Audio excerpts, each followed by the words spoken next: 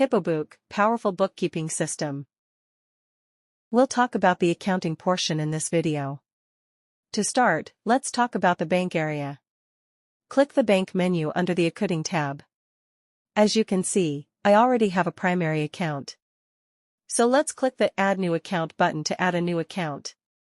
Add the name of your bank account now, followed by the opening balance and the date of account addition.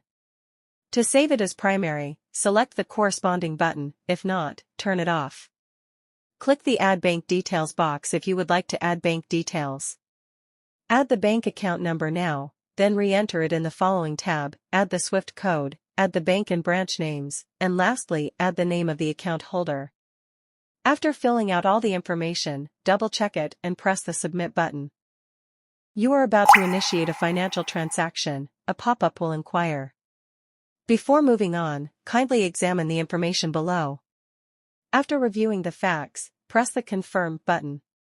Your bank account will then be added to the HipoBook system. You can use the Update Bank Details option to correct any errors that may have occurred.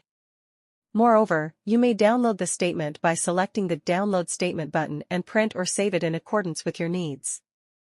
The bank transaction statement page is this one. Let's move on to the Cash in/Cash Out feature. I'm going to start with the Cash in option. Here, you may choose the type, then enter the purpose, the amount, the bank account where the cash in is going to be initiated, the transaction number, and finally, the date. Once you click the Submit button, a cash in will start. You will be notified that you are about to initiate a financial transaction as soon as you make a cash in. Before moving on, kindly examine the information below. Because a transaction cannot be changed or removed once it has been submitted, please double-check it. In case everything is in order, press the Continue button. Similar to the Cash in option, the Cash Out option also requires you to select the kind, then add the reason, the amount you wish to cash out, the bank account, and finally the transaction number.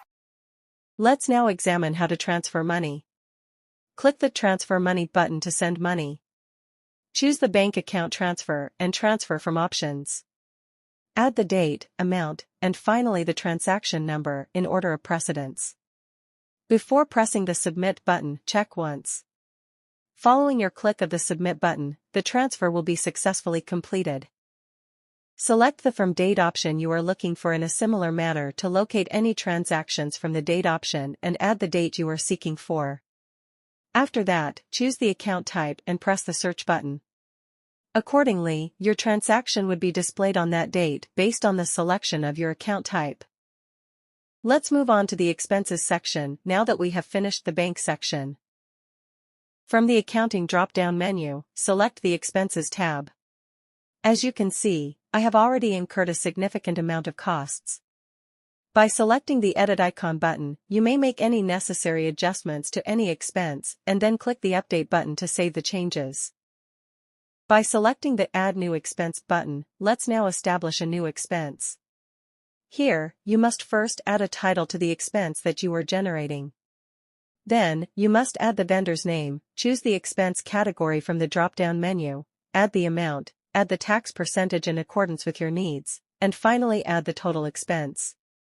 Keep in mind that the only purpose of the material I provided here is to serve as an example. Next, select the payment mode from the drop-down menu after adding the payment date using the Calendar Picker option. Recall that you must include the check number and the expense reference when writing a check. And when using the online option, you must include the transaction number and the expense reference. In this situation, I'm using the cash option and adding the reference. As of right now, the status is active. If you have any copies of your receipts, you can upload them here.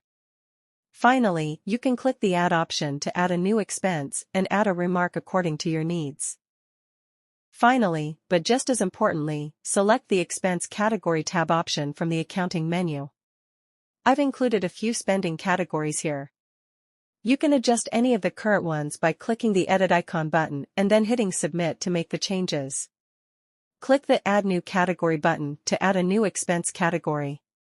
To add a new expense category, first add the category name, then select the status, and last, click the Submit button.